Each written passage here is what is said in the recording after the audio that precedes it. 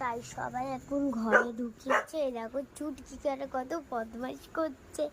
মা এদিকে রান্না করছে, চুটকি দেখো এই দেখো এই দেখো এই দেখো আমার দেখো জামা ধরে এখন টানছে, বলছে শার্ট ছাড়, আমাকে ফেলে দিচ্ছে। দেখো দেখো দেখো দেখো এখন।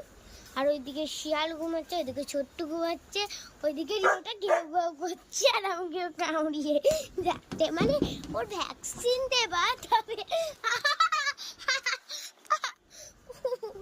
ভ্যাকসিন দেবো তবু আমাকে কামড়াচ্ছে।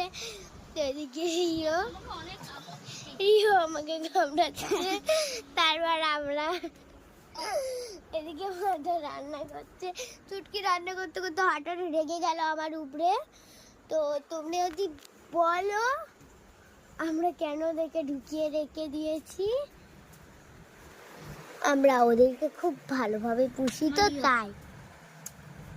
তো আমার রিওকে নেবার পর সবার কাছে মায়া পড়ে গেছে, তাই আমি সবাইকে আমার ঘরেই ঢুকিয়ে রেখে দিই। কি আর করবো বলো, এই বাচ্চাগুলোর জন্যেই আমাদের সব। আর একটা বাচ্চা এইদিকে